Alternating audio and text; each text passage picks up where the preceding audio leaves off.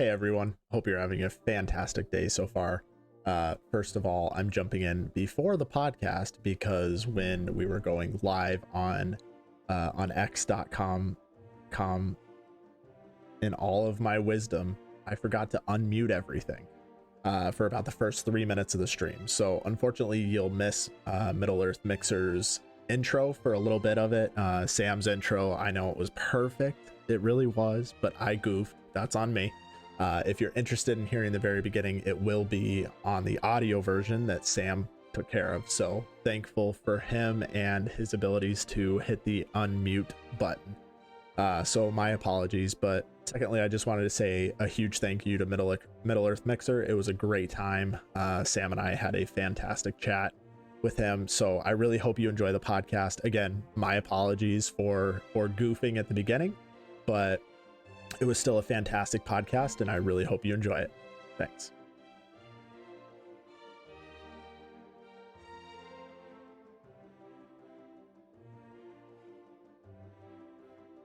Someone who maybe their faith has become mundane to them, you know, maybe they're just kind of going through the motions.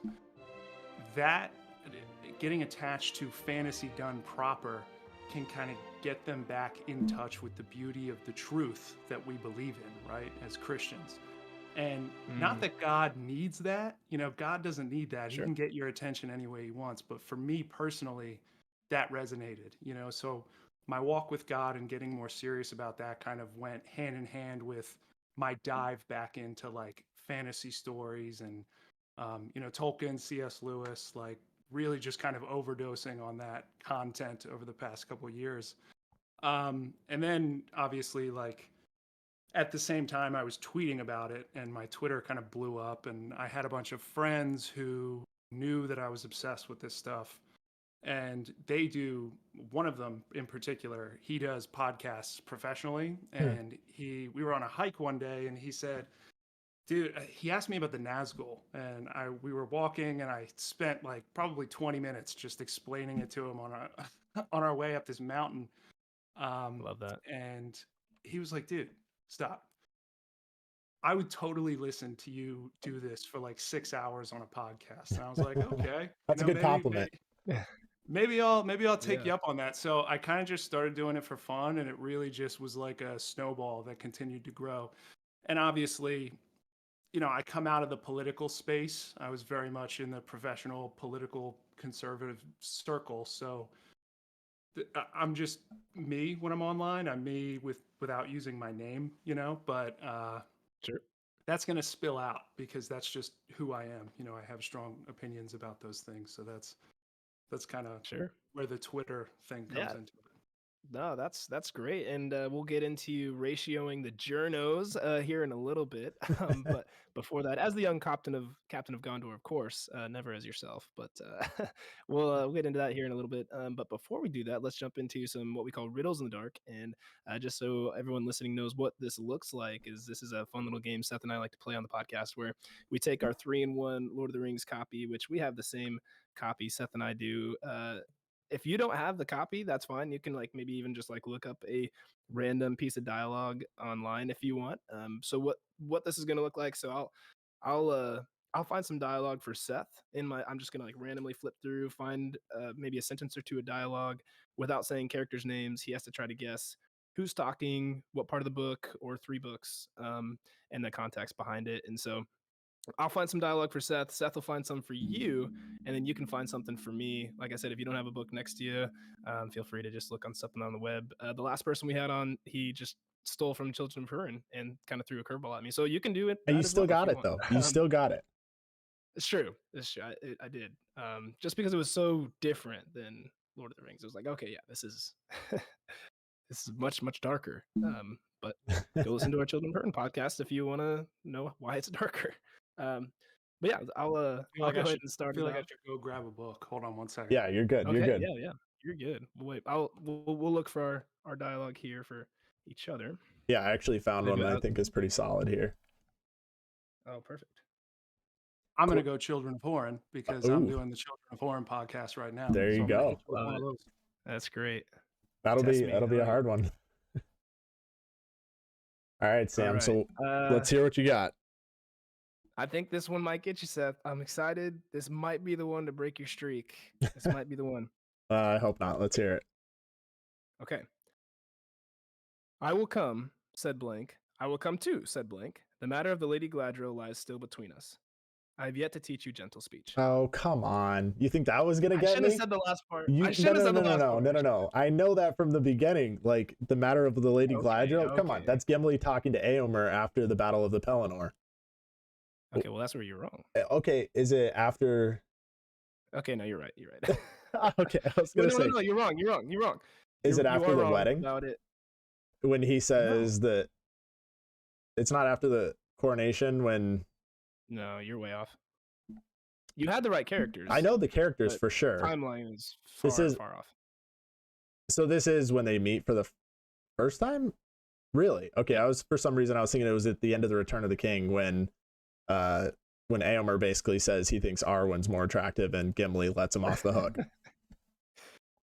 No, it's when they first meet and they're like Éomer gives them the horses and says like, you know, best of luck, and that return with what speed you may and let our swords hereafter shine together. I will come, said Aragorn. I will come too, said Gimli. And then he talks about Galadriel. Éomer says, we shall see. So many strange things have chanced. Yeah. To learn the praise of a fair lady under the loving strokes of a dwarf's axe will seem no greater wonder. Tolkien is just a master of words. Just a master of words. Oh man. That's great. That was good. I'll take 50% on that one. I'll take the F. I'll take the F. All right, so Mixer, I've actually got one that if you don't get the character, I won't be surprised at all. It's a very difficult one. It's just where I randomly open the book to, but I'm curious to see if you can get the context here, because it is rather obscure. Shoot. So here we go.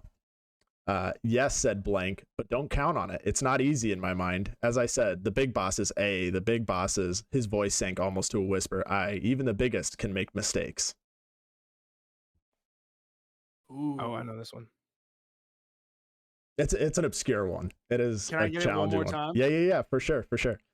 Yes, said blank, but don't count on it. It's not easy in my mind. As I said, the big bosses, bosses, his voice sank almost to a whisper. Even the biggest can make mistakes. Ooh. That's a hard one. That is a hard one. Oh, I'm not sure. I feel like it sounds like it's being said by one of the hobbits. No. It's an orc. The light's going off. It is. No, it's an orc.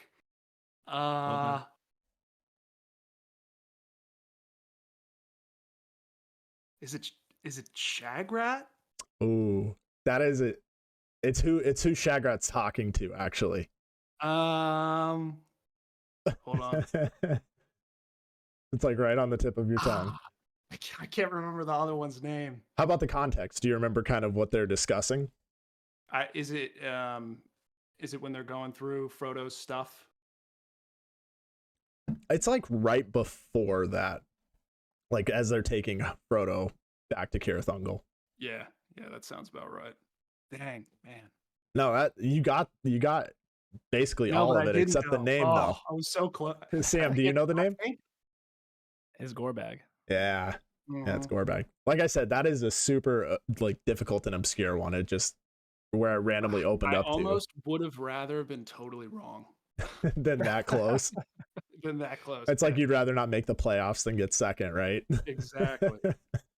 Coming from someone who's been very wrong before, it's pretty embarrassing. So I don't know. I think I'd probably rather be closer on that one. But all right, I got one for you, and you're probably gonna get it. I just opened it up with something that I had underlined because I was going to make a point about this on my podcast. Beyond the circles of the world, I will not pursue them. For beyond the circles of the world, there is nothing. Yeah, so that is Morgoth talk. Yeah, Morgoth talking. You got it. Yeah. Okay. Yeah, this is like the curse of Turin, right? Or the children of Hurin. He's saying pretty much like in the void there's nothing, or something along those lines. Like he's lying. He's pretty much telling them like there's nothing out there. Sorry, my wife like came in to tell me, hey, he's sleeping. Turn it down. So that's reasonable.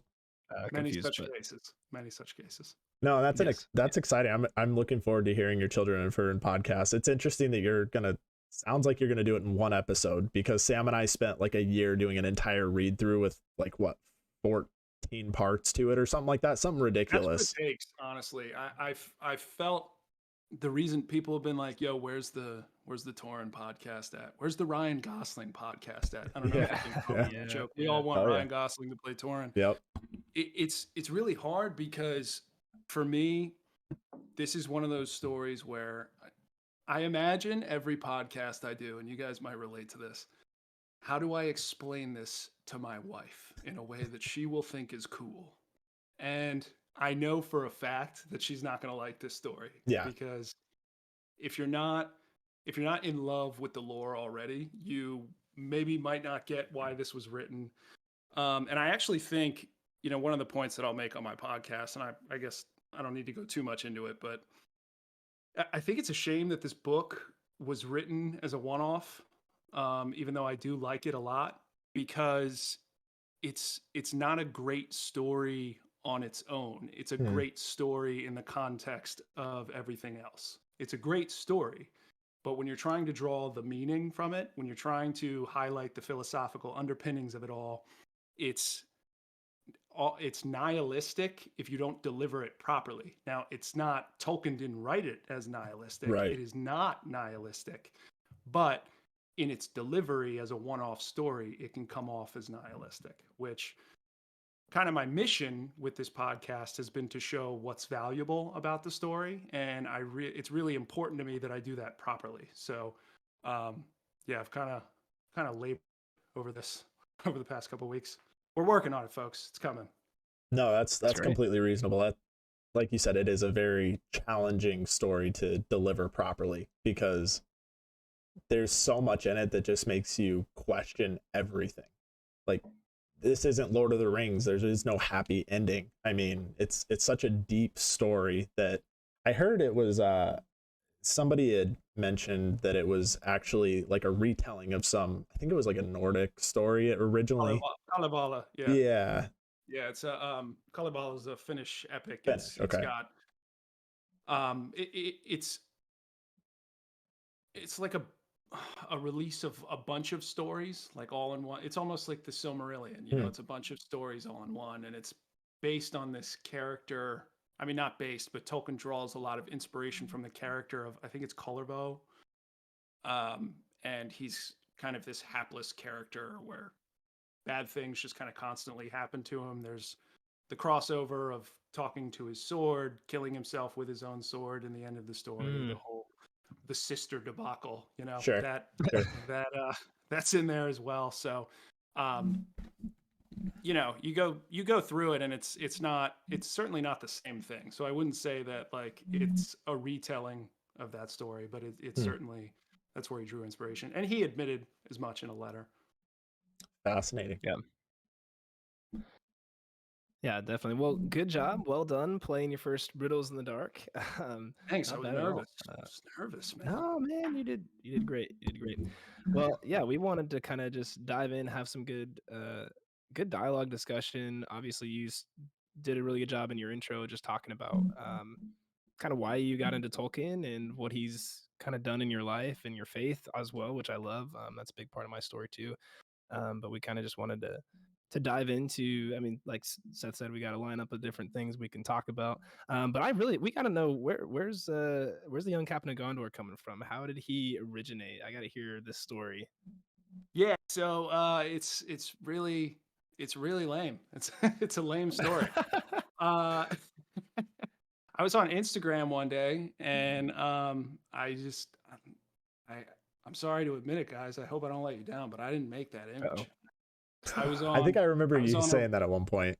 Yeah, I was on a random Instagram page, and I just saw this really poorly edited picture of Faramir with a white Bic and a cigarette hanging out of his mouth, and it was the low effort of it all that like made me laugh. Mm-hmm. I was like, I'm gonna screenshot this, and I'm just gonna put it away. I don't know what I'm gonna do with it.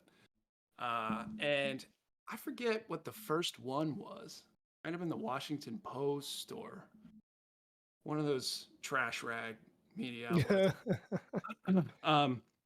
And I get, like I said, I tend to get very political on Twitter just because that's where a lot of my passion is. That's where I worked in the political field for a while. I did political PR. I don't recommend anybody do it. But yeah, I wanted to ratio this horrendous article that I saw that came out, and I was going through I was just scrolling through my camera roll, and I was like, what am I going to use here? I had no idea what I was going to say. I had no idea what I was going to do. And I was just like, that'll do.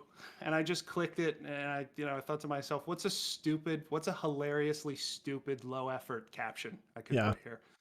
And it was just that. And I've used the same one ever since. And it worked the first time, and it continues to work. The only man so far who has mastered a Faramir ratio is Mitt Romney. So hats off to him. Well done, sir. That's a pretty tall target, though, to go after. Yeah. I got to give it to him. One thing I love is seeing random article posts by random journalists that you haven't commented on. And I see that image all over the place. And it's become more than just you having fun with it. Like, it really is drawing out and shining a light on kind of, just the evil that these people are trying to put forth, in my mind, at least. It's a fun, joking way to really just shine a light and be like, yes, this is what's going on behind the scenes if you're not paying attention.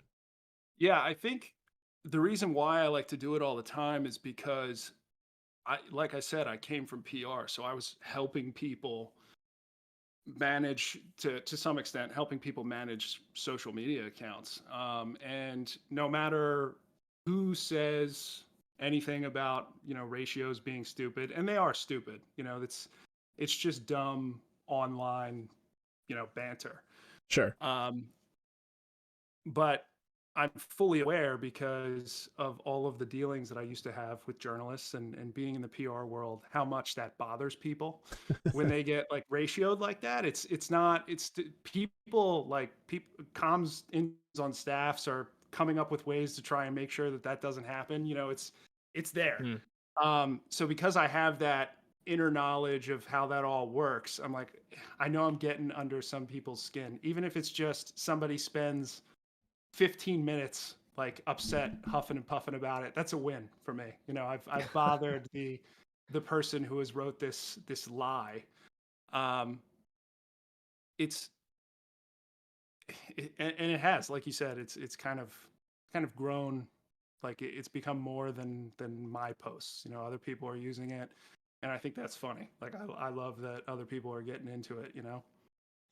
It's awesome seeing like a bunch of other accounts that I'm mutuals with that, I've interacted with on Twitter for a long time, and I had no idea they even followed you. And then, I'll comment and join in on the ratio because it's a blast. And then I see a few other people that I'm like, oh, I didn't even know that they were, joining on this too. It's just something that a lot of people can kind of rally behind. Yeah. What cracks me up is when like established people they'll DM me, and like I've gotten asked by guys before to pounce on a post, and I think that's hilarious. So are you for hire? Like, is there a price that people they slide into your DMs with the Cash App? And there's no price. Faramir is the people's hammer, and it shall remain the people's hammer. I like that. I see it as kind of like, back in the old days in the forum, they used to throw rotten vegetables at people. And I see the Faramir ratio as a giant rotten cabbage that you can throw at a nasty journalist's article. Also, what I think is funny is I like to imagine, no one's reached out to me, no one's messaged me about it. I like to imagine the original guy who made that picture. And it's just like, what is that? Yeah, you probably have like you said, you just grabbed a random screenshot on Instagram. Like, random screenshot, yeah, on like my Explore page on Instagram. Oh my goodness. I don't even know where I got it from. That's amazing. And it sat in my camera roll for a while. Like, it's not like I did it and then the next day I ratioed somebody. Like, I scrolled for a while. It was just like, I'm going to use this stupid picture. I mean, you say it's a stupid story, but when you think about it, like, all the things fell into place perfectly and you had the right idea to make it what it is, Well, yeah. I mean, it's, I feel like I said, my experience in PR, it's like my finger is a little bit on the pulse of like what will get a reaction from people, and I think it's kind of the low effort editing of the graphic design is my Right. passion, that makes people laugh at it. But and then it's got all of the Lord of the Rings context attached to it, and then people, what they want to do, the Gondor Calls For Aid or the Light the Beacons. I think you made a little Yeah. thing that you use for it too, which I appreciate that. Thank you. Yeah, of course. Yeah, Uh, whenever I see it pop up, I used AI to make a little beacons image. love So that. Nice. But it's fun. We have a good time, and journalists need to be punished. well, that's actually a pretty decent transition into your article. You're not necessarily a journalist by any means, except you could call Twitter, a little outlet for that. It's blog space. But you wrote an article for the Blaze, and let me actually pull it up on stream here. Let me just switch over to this. Taking me a second to not mess up everything. Which, before we get into this, I mean, I've listened to a couple of your podcasts, and I don't know if you've touched on like any Numenorian background, and some of you might have. Seth and I did like a 3-parter. Was it 3? We maybe 4. I don't know. Just kind of the whole Numenorian civilization, really, and how it got so big, and then the downfall, obviously the Akalabeth, which we'll be getting into here, and kind of how it parallels what we're seeing right now in the United States. So if you're listening and you're like, I don't even know what these guys are talking about with Numenor and Sauron infiltrating and Ar-Pharazôn, all that kind of stuff, then you can definitely go back and listen to our podcast on Numenor, and maybe you've got some insight on that too. But maybe that's a good place to start while Seth's kind of pulling up the article. Do you want to just kind of give an overview of the Numenor side of things, of like what happened, like a quick, I mean, I know it's a very long, drawn out process, but maybe just like a quick, just like what happened to, like, what was Numenor, what happened to it, and then we can get into obviously how it parallels our world today. Well, so basically, the Numenorians, they started to get a little bit afraid that the elves were going to come and take their jobs. So, Okay. Never mind. Guys, don't listen. We got the Rings of Power joke out of the way. Yeah, there it is. Good. No, it's a great question, and it's honestly like when you get asked, it's like, oh man, where do I start? It's really just a classic story of the appetites of man gone awry, and corruption, and there's so many different themes that you can't even say it's just one theme. When you go through the fall of Numenor, there's one of the things that I love, actually, one of my favorite lines in the Akalabeth is when Tolkien actually says that at the point where Ar-Pharazôn the Golden, he is there. The world hasn't seen a tyrant of that nature since Morgoth, and he stresses the economic success of Numenor at that time. Numenor is at its height during its highest level of corruption, so the idea that, like, and I used to be, I dropped out of grad school, but I was in grad school for economics, at one time, and I was a major libertarian, classical liberal, Sure. And my definition of a good world was graph goes up, human comfort goes up. And that, my opinion on that has changed, because the higher the level of human comfort doesn't necessarily equate to a healthy human spirit. And So- that's good. I'm Sorry, going go to ahead. interrupt you just real quick. That's actually one of Sam and I's big things. And that's why when we were trying to decide what to come up with a name for our podcast, that's why we came up with well-earned comforts. Because it is a play on words from, the Walls of Isengard and the Two Towers. But at the same time, Sam and I are staunch believers in you have to face discomfort to have well-earned comforts from it. So I'm sorry to interrupt you, but like we're in that same mindset. So I just wanted to throw that out there. Sometimes I rant, you can feel free to interrupt. No, I just had to jump in for a second. It's just a stream of conscious. It's like my Twitter page. Love it. But yes, as far as Numenor goes, the seeds of corruption, I think, start with the king Meneldor, his Silmarion, who is the, as you guys know, she was the true heir to the throne, and that's the line that Elendil eventually comes through. I think that's kind of when you read The Mariner's Wife, that's where things kind of start to go awry, but it takes a really long time, right? It doesn't happen overnight.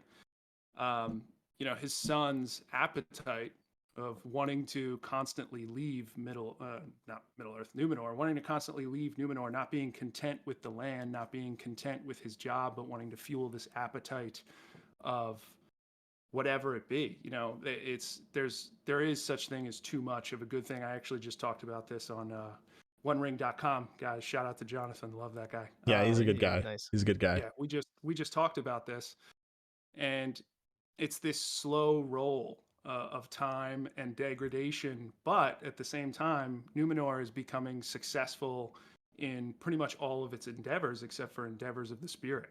Their core is becoming corrupted, and a lot of that corruption is being pushed by their own anxieties and their own fears. There's another great podcast that I listen to. I don't agree with all of it, but it's called Bema, and it's a guy named Marty Solomon. Am I frozen, or are we good? I think you're good. You're good. Okay, because Samuel, you're frozen on my end. But he talks about the Bible, kind of this like framing of how the characters of the Bible, the people that God chooses to work with, there's this constant lesson that they need to learn of how they need to trust the story. They need to trust God. And I think it's a great parallel to the point that he makes about the Bible. He's actually, he's a Jewish Christian, so he kind of teaches the Bible from more of an Eastern perspective, some things that we don't think about in the West. And I'm listening to it right now. That's why it's on my mind. Sure. The Numenorians weren't trusting the story, right? They weren't trusting in Iluvatar. They weren't trusting that they can live this good life as long as they live within the boundaries that are set for them. And if they control their appetites, things will be good for them. And then they will cross on to their ultimate, destiny, which is to leave Earth and then assist Iluvatar in the end with creating a new Earth, singing a new song. But they're not trusting in that. They're moving away from that, and that's when things start to go wrong for them. And it culminates, of course, with the corruption of Sauron. Yeah, that's a great tie-in, and thanks for sharing all that. Absolutely. Yes, Sam, I figure you probably have something to say along those same lines. Just that parallel from you're a youth pastor, and so I'm sure you've spoken at least to some of the students with something along those lines, even if you didn't necessarily tie it to Lord of the Rings. Yeah, I actually was told by my boss. He told me, "Hey, you got to stop using references these kids don't get." He was like, I'm like, but no, you got to understand, Bilbo, when he first gets the ring, it's like, no, they're not going to go back and watch that or read that. I'm like, all right, well, my wife, you're wrong, but no, but yeah, I definitely have. I mean, I've taught plenty of stories. You look at Gideon in the Old Testament, who God chooses is like, hey, you're gonna be my warrior. He's like, me, a mighty warrior? No, you have to show me all these signs. Make this pelt wet. Okay, now dry the pelt. Okay, now he just has all these requests of God, and God was patient with him, probably more than he deserved to be. But exactly right. He had a story in line for him for King David.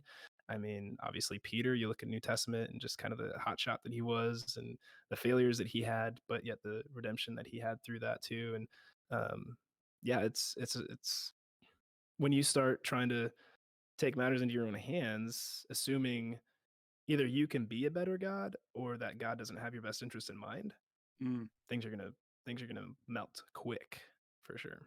Absolutely. And I think that's why, well put. It's called faith, really, because you have to trust that God, like you said, does have your best interest in hand, which I can think of many times in my own personal life where it's like, I really don't trust that. But then there's times where I've leaned into it and it does work out. Or if it doesn't at the time, a few years down the road, I'm like, actually it did. It still did. It just took me a while to realize that.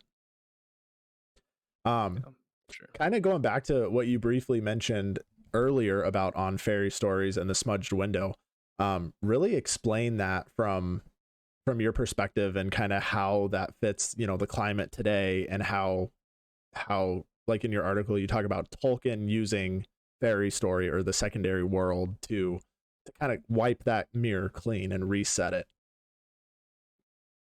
Yeah, I think it's trying to think where I start here, because there's so much that goes into it, you know, the even just down to something as simple as, I hate to be basic, but a tree, you know, Sure. the fantasy, Lord of the Rings in particular, um, it helps you tap into that kind of beauty of even just nature, of even God's creation, that, you know, Mm. Tolkien will take a paragraph to describe some beautiful scenery, and then all of a sudden, you know, I read that paragraph maybe in the morning over some coffee or something, and Sure.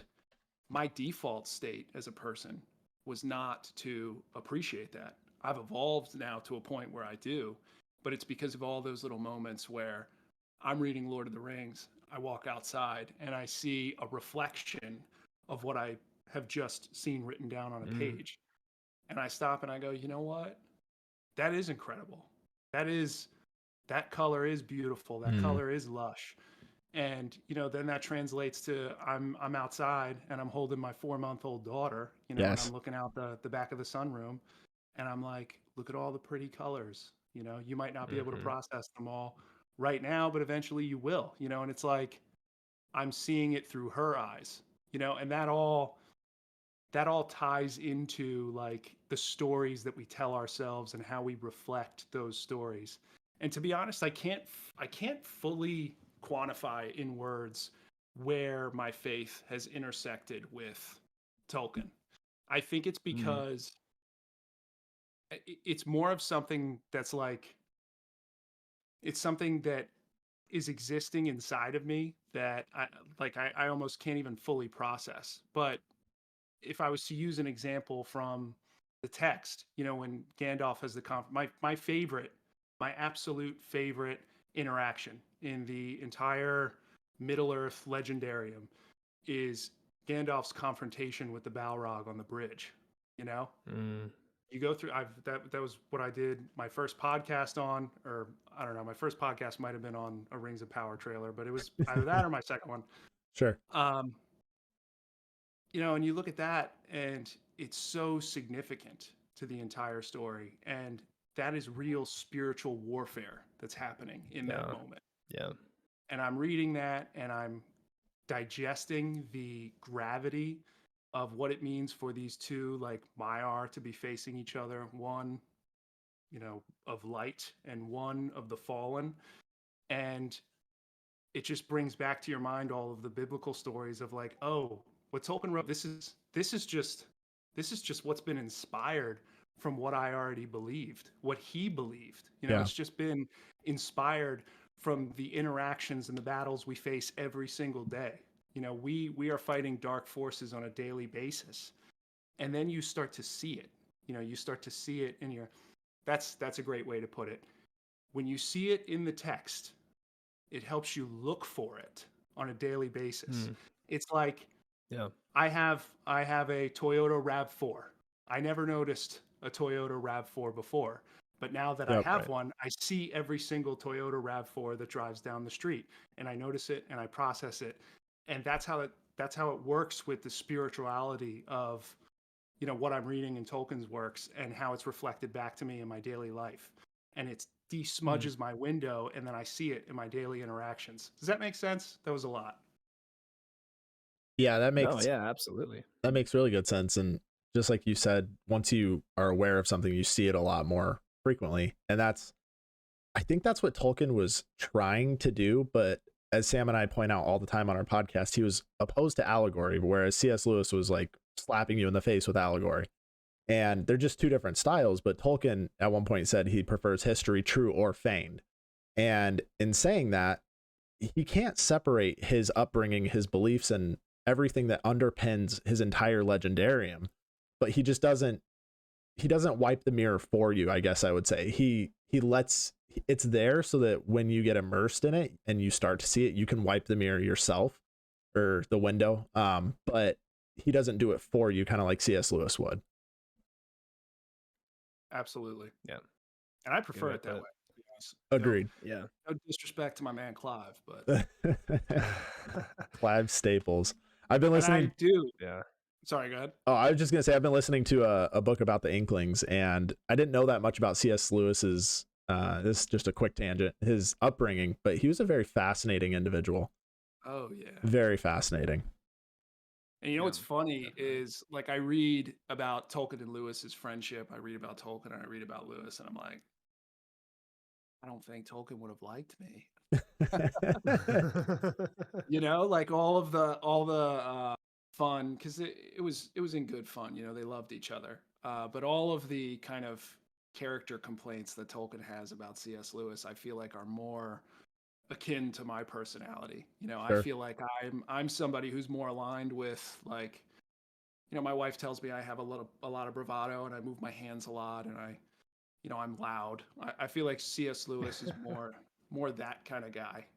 And Tolkien is a little bit more of like that sort of like extremely focused on certain topics and certain things and easily agitated type of person, you know? Yeah, definitely. I was reading when I was reading through your article here. Man, I highlighted a lot of stuff, but I don't want to spend a ton of time. But one of the things that you highlighted here was you said, give a little ground, take a monument down, bake a cake, wear a mask. If you comply a few things, maybe they won't hate you so much. They always will. It'll never be enough. And to me, that is exactly what was going on, like in the Fall of Numenor with the Akelabeth, with the faithful. They just tried to stay quiet, right? Like that you mentioned that in the article as well, but they didn't stand up against the Kingsmen. They didn't, push back. Even, Elendil, and I always forget his dad's name, Amendil, I believe.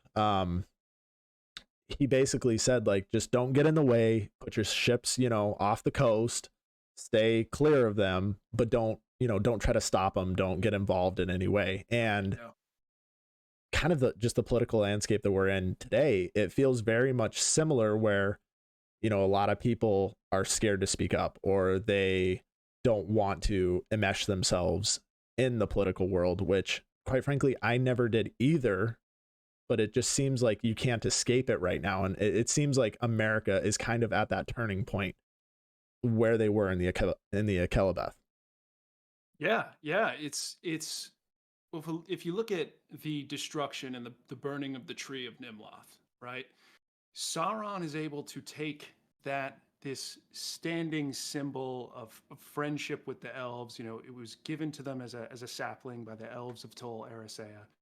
And at the end of the day, that really is a reflection of the light of Valinor. It's a reflection of the light of the trees of Valinor and their connection with the Valar, their connection with the blessing that they've been given, their connection with Iluvatar ultimately, right? Because the Valar are acting on behalf of the authority of Iluvatar on Earth.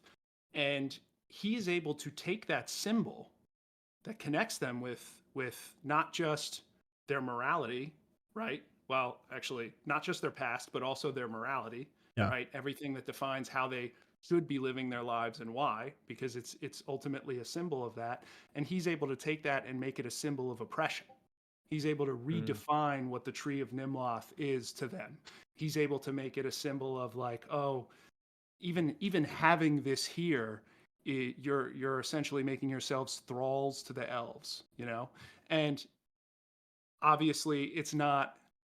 Sauron doesn't necessarily like say that word for word what I'm saying, but it's clearly reflected in the text, in how he talks about the tree, and how he tries to undermine the authority. And I'm reading that from just the type of person that I am, and that's what I'm getting out of it. And I believe that that's what Tolkien was trying to express and communicate. Tolkien and C.S. Lewis both didn't like people who tried to redefine history. And I see that happening as that's all taking place, as this corruption and this redefinition of the good, this redefinition of our history and our morality. And I mean, you're blind if you don't think that that's happening today. That happens every single day. I made that new meme the other day where it's the tap the sign meme, like it's just the fall of Numenor, only more cringe. Yep. This is something that's happening constantly. And, I'm not even talking about one specific monument here, but they just removed a statue of Thomas Jefferson from like one of the squares in New York City. Yeah.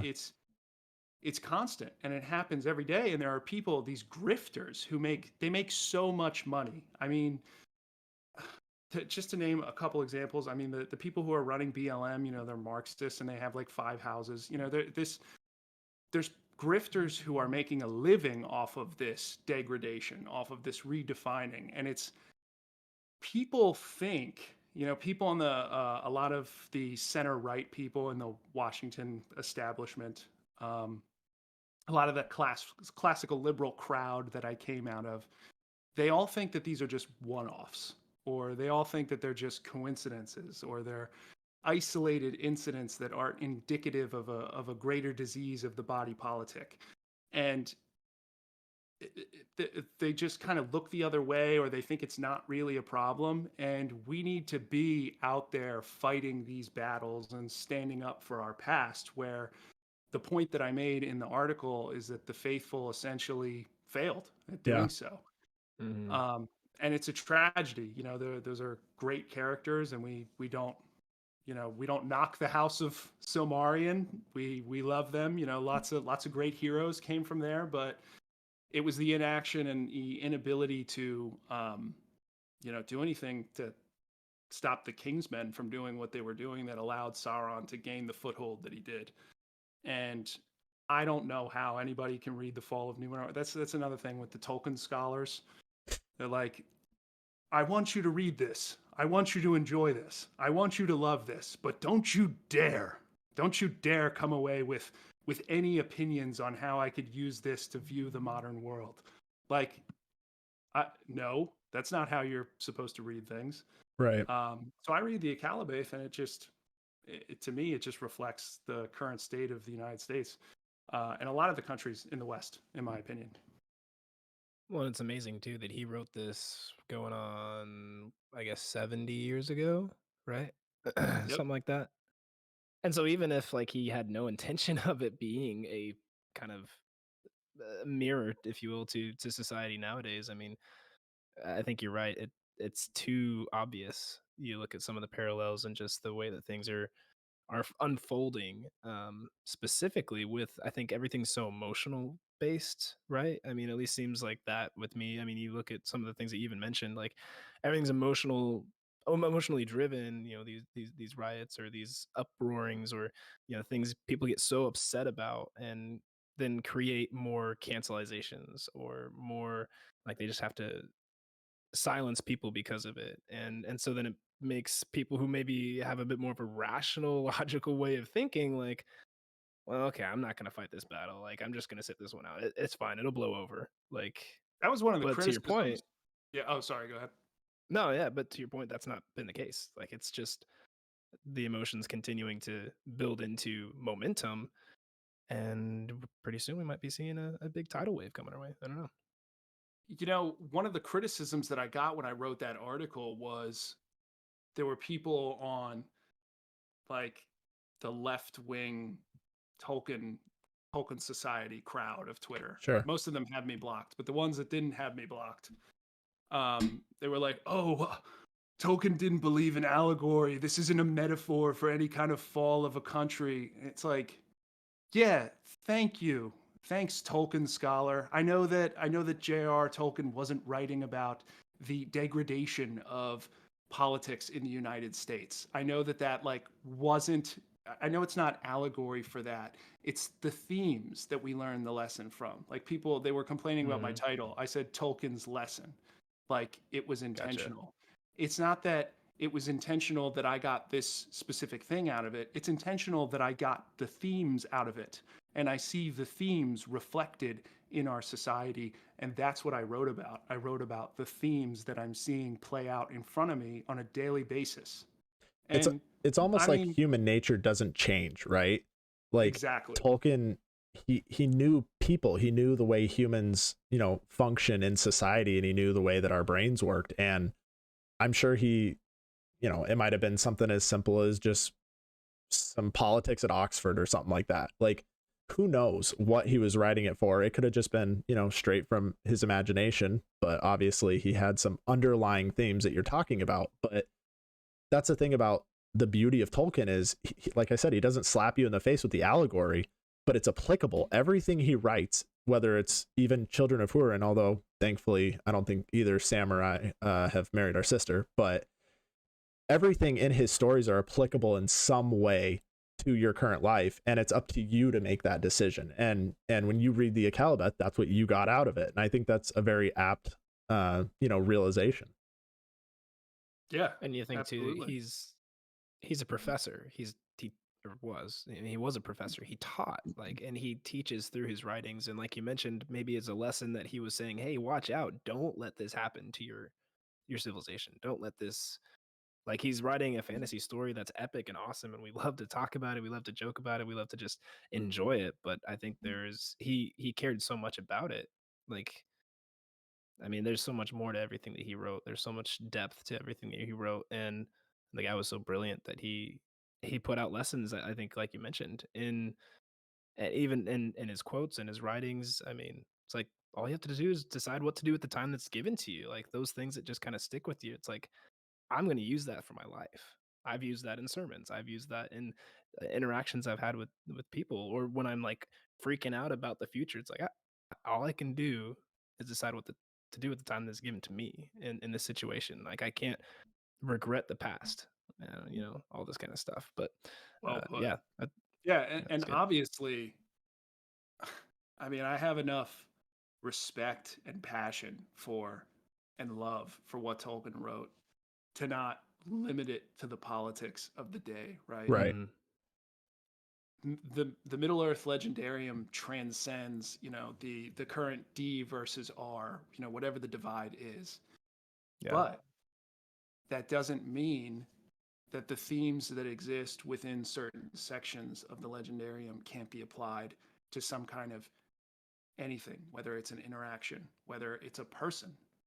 That's what I love. There's a Tolkien character for everything, whether Yeah. it's a Yeah. person, a caricature, an archetype, or a story that you see playing out. You know, you can apply that and you can take the lessons that you learn from the legendarium and say, hey, wait, I've seen this before. You know? And I've always part of the reason why I wrote that too was I know somebody over at the Blaze, and he had messaged me and asked me to write something for them. And I had kind of always wanted to write a politically oriented essay of that nature about the fall of Numenor, because I think that there's so much rich stuff in there. You know, Tolkien was dialed into certain things that I feel like people miss. Mm-hmm. So It's interesting. Sam and I, when we were going through our Children of Hurin podcast, like we kept reflecting on like Turin's mindset that Tolkien doesn't explicitly say, but like the psychology behind his decisions and his decision making. And I mean, if you were reading it in a textbook, a lot of the lessons and themes that Tolkien is expressing through his characters are, you know, you could read that in a more dry, bland, boring version in a textbook. It's the same thing. He just makes it engaging and something that you want to read. And you don't even really notice that you're learning these lessons unless, like you said, you kind of wipe the mirror there. yeah, exactly. I kind of wanted to jump to the end of your article here, and I've got two questions. You make a statement in here that I very much agree with. And again, it completely, it doesn't matter R versus D, and politics do not matter with this statement, but I think it's incredibly accurate. You said Americans need a revitalization of faith, family, and service to community again. And that really is where all of this stems from. We need to be good fathers. We need to be good husbands. We need to be good stewards of our communities, the people we work with. We need to let, you know, Sam's better at this than I am, but letting Christ's light shine through you and let people know that there's something different about these people. And I like that. And then I guess to follow up with that statement is the question of Tolkien kind of coined this term eucatastrophe, which is defined as a sudden and favorable resolution of events in a story, basically a happy ending, something that is unexpected and it just kind of happens. You know, the eagles come and swoop up Frodo and Sam, and there was a third eagle for Gollum, but you know, he didn't make it.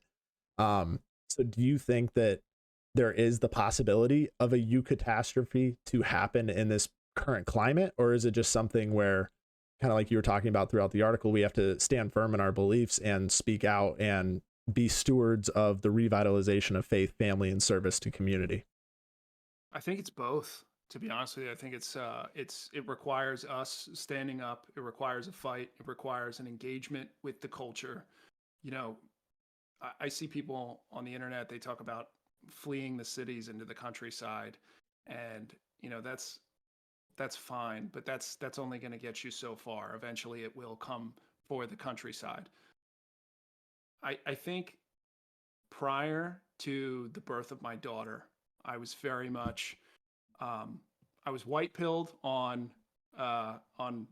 teleology. I was white pilled on um, you know, the afterlife, on Christ, on things being okay in the end. Yeah. But I was black pilled on politics completely. Yep. I was like, there's no hope for this country. It's just going to continue to get worse. You know, we're going to continue to enter the mouth of the wolf until basically until the book of Revelation. And that's still obviously going to take place. But I do think after I came up on the birth of my daughter, and then as she's grown the past couple months, you know, I've constantly thought to myself, like, hey, I need to show her that there's light every Sure. day. You know, that there's light at the end of every tunnel every day. And whether I believe it or not, it's my duty to show that to her. You know, it's my duty to put my best face on every single day. So for her sake, it's made me hopeful again that there can be some eucatastrophe, that Christ can, well, of course he can, but Sure. that Christ will turn this country around, and that, you know, things will get better here, and things will get better for the human spirit and better for our thriving. You know, I think that some of the values of this country need to be altered. They need to change. There needs to be, like you said, you know, that return to being good fathers, or how I said in my article, faith, family, community. Hmm. It needs to turn back to the local.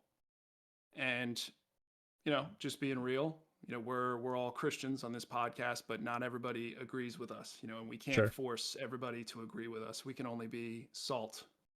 We can only be salt and light.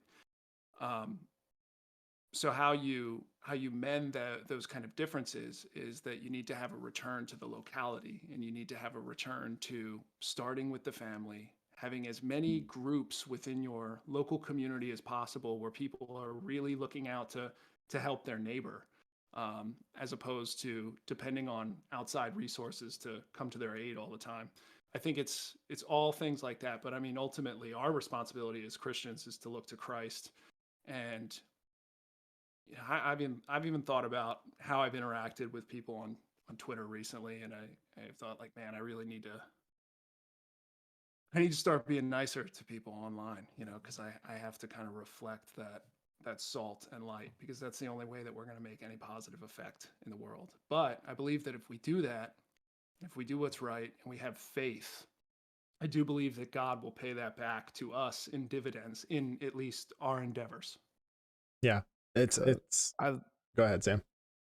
no, sorry, yeah, I absolutely love what you're saying, and it's funny. I'm teaching on kind of a similar topic to this on Wednesday night. We do our students on Wednesday nights, and I'm teaching out of First Peter chapter 2, 11 through 12, where he's encouraging believers. He says, "Dear friends, I warn you as temporary residents and foreigners," meaning like we're not of this world, we're citizens of heaven, "to keep away from worldly desires that wage war against your very souls. Be careful to live properly among your unbelieving neighbors.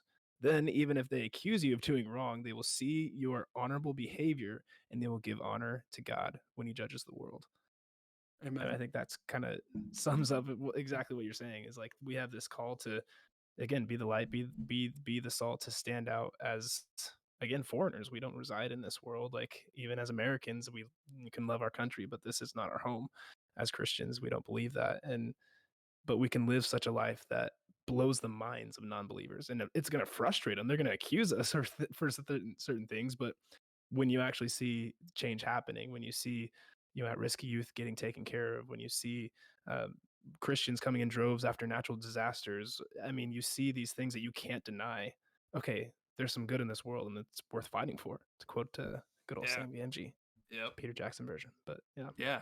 I think I mean, you hit the nail on the head there. That's where our service starts. You know, we have to have faith that that is going to be honored by God. And I think that I think that he does honor us, you know, when we go out and we put an honest effort to really try and serve people in our community and serve our neighbor and reflect his love. Yeah, and I guess the challenge to all of us, and speaking in I language, challenge to me, is not to make the same mistake as the Numenorians did. To keep an eye on the greater picture and not get obsessed with the small things, or not even the small things, but the things that we deem more important, and just to focus on the greater picture that is out there. With that, kind of a hard segue. I think we covered the article pretty well, but just for the next 10-15 minutes, I don't know if you have a hard out, but just I thought it would be fun to kind of go through a couple of the rumors from that article on, I think it was the OneRing.net, that was released about the Rings of Power. I certainly didn't see it on Twitter. They have me blocked. That is fair. I had to get it from a second source. That is fair. But I'll pull up a few of them here. Did you guys get a chance to read through them? yeah. I took a look. Yeah. I took a look at them. I don't know if I saw all of them, but I saw a good portion. I watched a YouTube video. It might have been the OneRing.net. I don't remember who posted it, but just like there was like 30 different rumors of things that were going on, and I was like, wait, excuse me, what? We're going there? Okay. I'm sure you'll have a few of them, but Tom Bombadil and Goldberry being Morgoth and Ungoliant serving out a sentence from no, wait, what? Like, where are you going? What are you doing? Yeah. It's crazy stuff. Yeah. So I kind of wrote down just a couple of them. I have the article up on the stream for anybody watching or on the YouTube version. But there was a few that really stood out to me. Number 4 and number 6. I was wondering, why do you think Eru is disembodied and no characteristics can be made out? The Valar are larger than the Maiar, bathed in golden light and completely naked. With that, it kind of concerns me. If they were staying true to Tolkien, I think that this could work. Because Eru is obviously Tolkien's version of God, even though it's not allegory. He is the God of Tolkien's world. But with the disembodied voice and no characteristics, and I'm kind of afraid that they're trying to, kind of like you said, the Tolkien Society, all those articles that they've tried to release lately, the Maiar and everything, and the Valar, they weren't male or female. They were fluid and all, Tolkien and the whatever. And I'm afraid that that's kind of what they're going to try to insinuate if this rumor is true. I think I'm fine with again, like, it's like, am I fine with the idea, or am I fine with Amazon, the corporation, having the idea? Yes. Because I don't know what they're going to do with it. Like Iluvatar being a disembodied voice, I'm fine with that, just because that's kind of how I would imagine maybe a representation of Iluvatar be kind of, if you were to show him in a form, I would be very questionable of like whatever that form is, because this is supposed to be the ultimate being of the Middle-earth universe that shouldn't necessarily be like restricted to one single form. However, it's more just, what are they going to do with it? One of the things that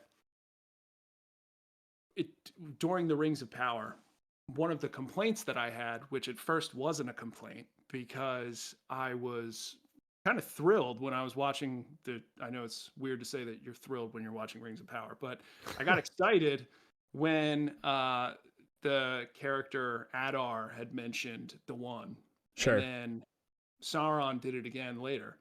And I was like, oh, that's interesting. You know, they mentioned Iluvatar. I didn't think that I would get that at all. That's fascinating. And then as I got further and further away from the show, I thought about it and I was like, you know what? The only characters to mention Iluvatar are evil. It's an interesting observation. And that's kind of, I don't like that. Among a million other things I didn't like about the show. But so that made me go back and say, I don't know what they're going to do with it. I don't even think that this rumor is true because I don't know how they're going to do any of this. But yeah, I'm very weary to see what they would do with Iluvatar. But as far as a disembodied voice, I'm okay with that. It's more the insistence of people like the Tolkien Society, great example of the Valar have no gender or they picked their genders. They were embodied in the nature that they were given by Iluvatar's thought. So right, they didn't pick their gender; they were given their gender. Yeah, and they had spouses, like yes. or partners, I guess. But... spouses. Another one that kind of stood out to me here. Let me find it. Is number 14, and that is that Sauron had a son who Adar killed. What? Oh gosh. What? Yeah, this is one of the. Yeah. Nah, I was just gonna say this is like one of those things. Again, you go so far away from Tolkien and like his character of Sauron, like it makes no sense for that. And he would have his motivation is not, oh gosh, somebody killed my son, which is probably what they're going to do. They've tried to make him like the sexy bad guy that you kind of feel for, like, oh man, he's got it tough. Like, same thing they did with the Joker, right? When they did the Joaquin Phoenix Joker, fantastic movie. I hated what they did because it's like, you feel for this guy. Like, oh my gosh, go kill all those people. Go Joker. And I feel like that's kind of what they're trying to do with Sauron is make him have this sad backstory. Like, oh yeah, he was a father of something that was taken away from. No, he made a one ring that he wanted to rule the entire world with and kill everybody with and oppress everybody. There was no good in him through any of Tolkien's writings. There was never a hint of that. And to yeah.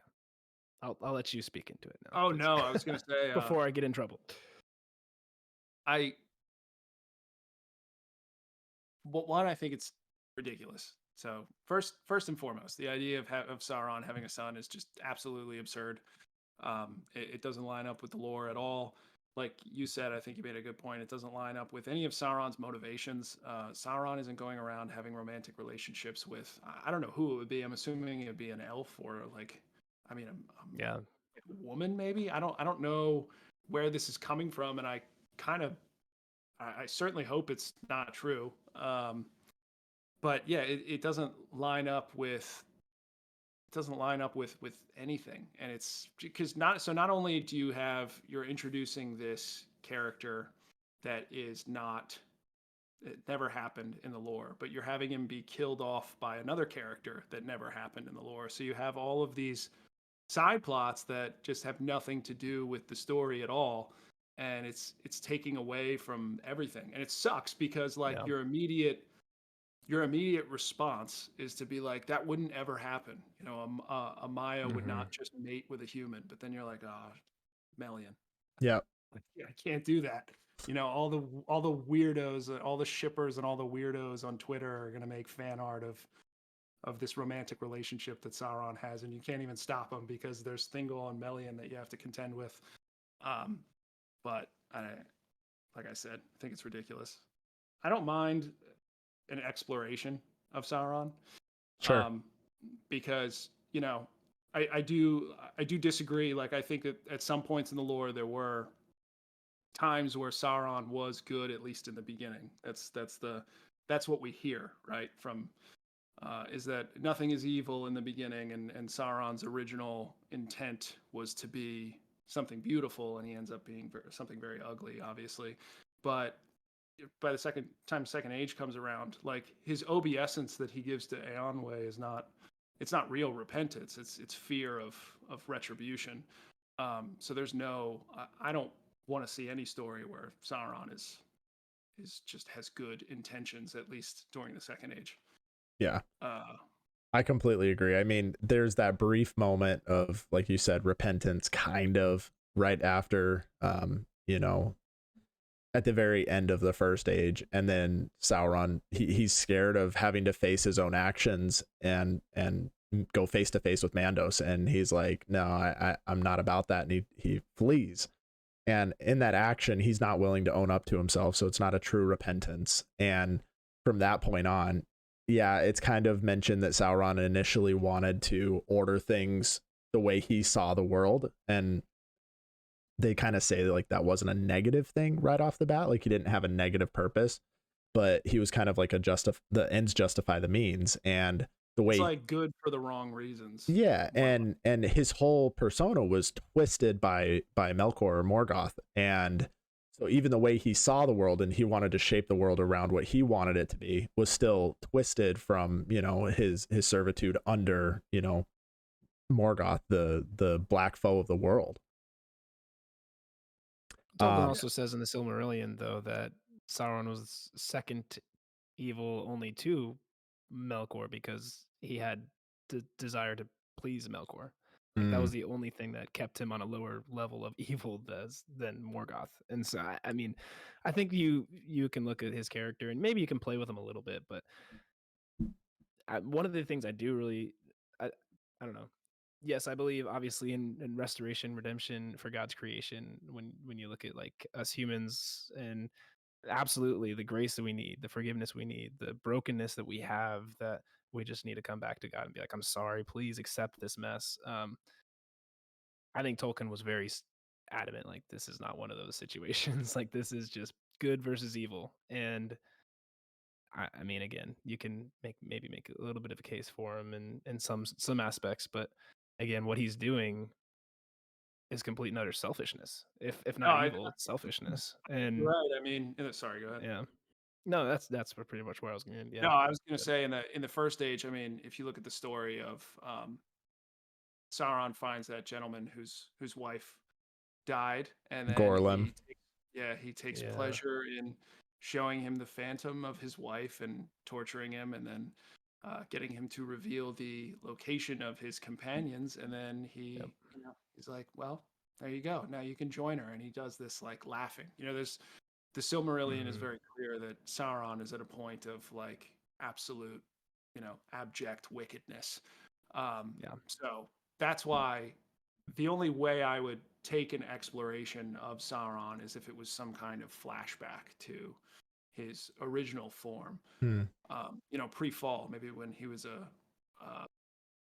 living out his proper purpose. But yeah, I think it's very clear that he's nothing but pure evil, you know, in the second age. So I don't need to see any storylines where he's dancing around between making the right decision or the wrong decision. We know he's going to make the wrong decision. And that's something that you even mentioned in your article, was the part of Numenor falling, you know, the fall of Numenor was because they let go of abject morality. Like, they started letting subjective things take over their, you know, their objective morality. And that's kind of how I view this, where it's like, this is pretty objective, clear, and, you know, it's good versus evil, and people are trying to manipulate it and say, well, it's more subjective. You know, they're trying to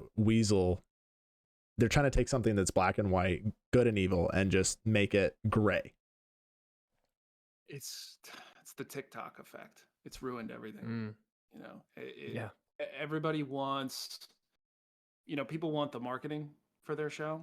Sure. So everybody wants the, like, I'm obsessed with him TikToks, or the he's literally me TikToks. I don't know if you've ever heard of the show The Boys. It's terrible. But what's his name? Homelander. You know, Homelander is disgusting. He's a villain, you know, in the show. I watched it for research purposes. Sure.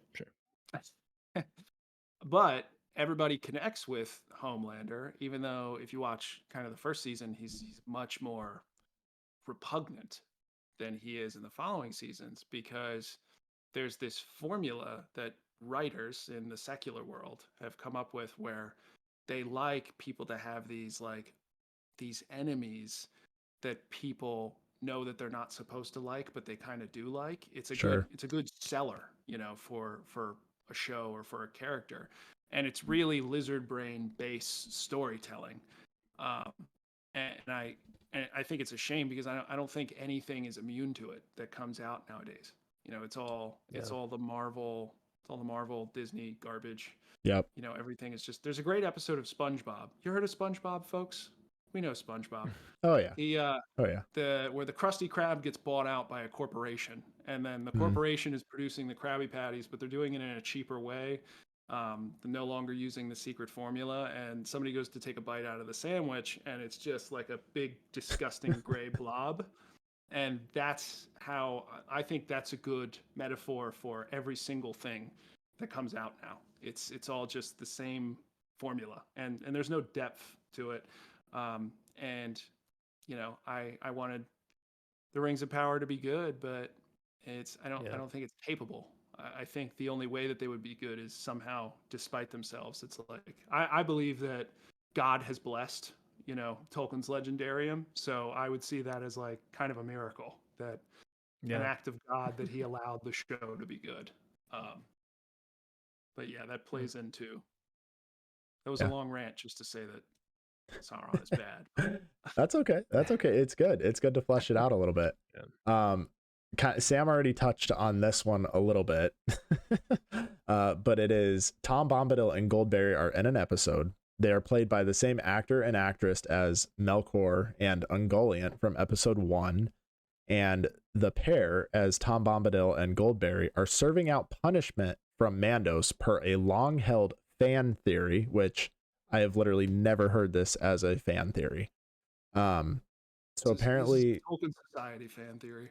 Yeah, it's got to be. I mean, they're Tom Bombadil, jolly old Tom. I even had an image of him as like our waiting screen. Like, there's no way.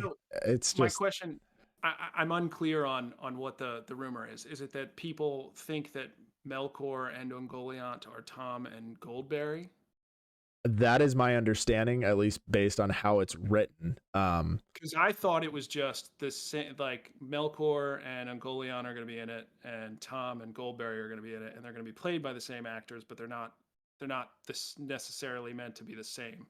But you're telling me something different, which is crazy. Yeah. So number 19, I have it highlighted in the stream. It literally says the pair, and I could be misinterpreting this, but it says the pair as Bombadil and Goldberry are serving out punishment from Mandos per a long-held fan theory. So it's maybe not directly correlating, but they're saying they're played by the same people, but then for some reason Bombadil and Goldberry are serving out a punishment from Mandos, which is being the master of the wood and singing jolly songs and having a beautiful wife and picking lilies. Like, that doesn't sound like a punishment to me. No, I don't. I think people are, one, that's garbage. I think people are doing things that Tolkien. I think whenever you do anything with Tom Bombadil, you really have to be careful. Yes. Because that was a special character to Tolkien. It was designed off of, I'm sure the toy that he got for his son, and it was very important to him, and he came up with those little nursery rhymes to say to his sons at night before he put them to bed.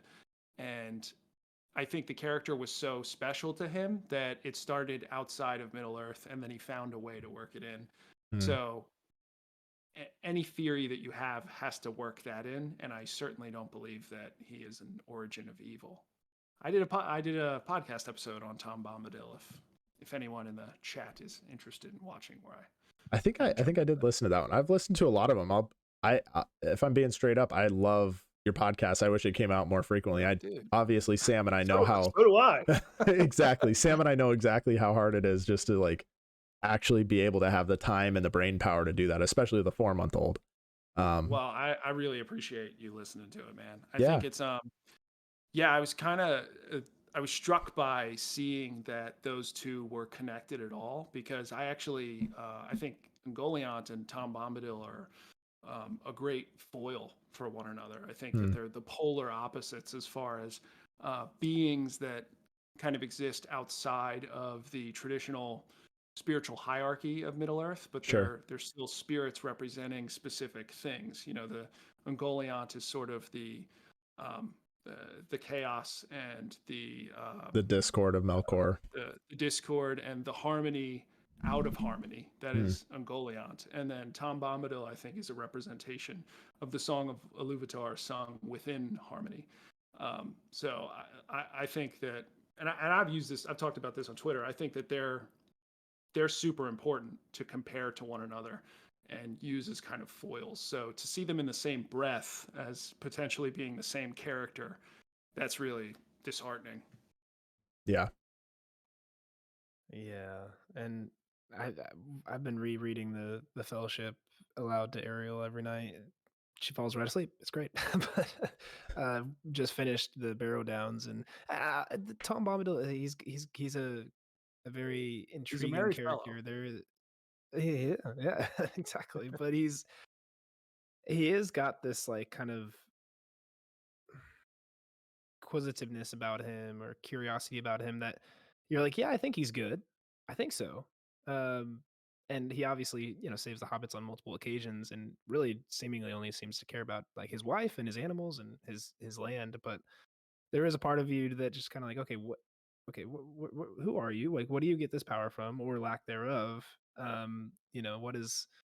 What is driving your abilities here? But yeah, to think that you just look at his actions and the way that he speaks and the hospitality that he has for the hobbits. But even then, like even in his house, he says he'd know nightly noises, but then all the hobbits have these crazy dreams, except for Sam. He sleeps right through it like a log, doesn't have any issues. But Yeah. all the other hobbits are like having these nightmares of horrible things happening while they're sleeping in his house. But he's like, no, he'd know nightly noises. It's fine. But there's still that kind of maybe it's just spiritual warfare and in kind of in a bigger way. But as I was reading that, knowing again with these rumors in mind, just kind of opening my mind a little bit, like, well, okay, is there even any possibility that he could be Melkor? And it was just like, I mean, there's some strangeness to him, sure, but no, I don't Yeah. I don't see, Yeah. again, like you said, an origin of evil. Nah, not our merry fellow. Yeah. I mean, I've made this point on my podcast. I think when you think about his reaction to the ring, and here's my argument of him being creation in perfect harmony according to Iluvatar's will. Since he's a representation of nature, it's like he doesn't care about the One Ring any more than a rock Hmm. or Mm-hmm. a blade of grass would care for the One Ring. Yeah. And that's kind of always been my approach to that, to explaining why he wouldn't have any temptation, whereas someone like Galadriel or Gandalf or Saruman and Gandalf are better examples because they're, Maya, um, where they would. Mm-hmm. Yeah, that's Absolutely. interesting. Just a quick answer, not Rings of Power related. What do you think Tom Bombadil is? Sam and I have talked about this. Is he the music embodied, kind of like what you're describing? Is he Sam actually, I think he read this somewhere, but um he said that there's a theory that Tom Bombadil is actually Tolkien signing his artwork almost as if he's an artist signing the bottom of the picture, and Tom Bombadil is Tolkien himself in the image or in the story, kind of as his own little signature, which I think is a fun one. I don't know, but what are your thoughts on like who he actually is? Do you think he is Yeah, just the music? it was your first one. Yeah, I think that he is the embodiment of the music in its perfect in its perfect harmony. But I think it's deeper than just that. I think to say it's just the music, it's almost like you're missing a Hmm. part of it. It's much more. It's the music, it's nature, it's creation, it's everything in perfect balance, Hmm. and order according to Iluvatar. And Tolkien's made comments like, as far as addressing the self-insert. He said in a letter, I can't remember which one it is off the top of my head, but he did say in a letter that he didn't have any specific self-inserts. Hmm. Um, And then as far as him being Iluvatar, I think he also said in another letter, which I can't. I'm sorry. I wish I could. That's okay. That's It's okay. terrible to offer sources and not be able to tell you. Where We it's don't have from, them all but memorized either. yeah, in another letter, I think he did say that Iluvatar had not entered the world bodily, at least in his story, which is funny because if you read the Athrobeth, you know, the Andreth basically alludes to something that sounds a lot like Christ. But anyway, that's a whole nother thing that we could talk about. Sure. So yeah, I think that I feel pretty good about that. But it's also just something that's truly important. It's a character that Tolkien, I think, loved passionately on behalf of his children, and he really wanted to find a way to get it into the story. And I think that it was never his intent for people to dissect it as hard as we do. And I used to be one of those people that obsessed over it. I was like, I need to figure out exactly what this is. And you know, that actually wasn't his intention. And I think he liked that frustrated people. I would agree. I think he did. A little bit of a troll like that. Gentlemen, my wife beckons. Yes, no, this was a good stopping point. I was just about to say that. Is there, before Sam takes us out with our fantastic, you know, exit to the podcast here, is there anything else you want to touch on? Anything you want to say? I mean, from my perspective, we've loved having you on. I know I've interacted with you here and there on Twitter. Boy, Seth, Sam, and it's a blast. Before, you know, all I want to say before I jump off, I just, I've really enjoyed you guys having me on. I would love to come back on. I like, especially, you know, guys my age, you know, kind of in the same period of life. I really appreciate you guys talking to me and putting up with me for the past hour. No, it's our pleasure. You guys are really cool. Well, thank you. Wow. That's reciprocated. We were both homeschooled, so that's very surprising to hear. Wow, that's an accomplishment. It is indeed. I have a lot of homeschooled friends. I wasn't homeschooled, but I respect it. Fair enough. Make sure you give your wife a big thank you from us for letting us steal you away for the last hour and a half. So I will. Especially since I said we'd probably be done around 9:30. So. An apology as well as a thank you from us. I'm gonna get cooked, but we're good. We ball. All right, Sam. Why don't you take us out? Yeah, this is the part where Gondor calls for aid. To say what you were saying earlier, we are breaking the halls of Metaseldom, and we're shouting, Gondor calls for aid. Will you, listeners, watchers, Rohan, answer by lighting a beacon of your own? Like us on YouTube. Send us a message to our email, wecpodcast@gmail.com. Subscribe to all the different places where you have podcasts. Please leave us a review, especially now that we got some awesome guests on the podcast. We'd love to hear your thoughts on the things, the wonderful brilliance that they brought to this little fun podcast here. But yeah, we thank you so much for stepping out on the road with us. But until next time, we bid you all a very fond farewell.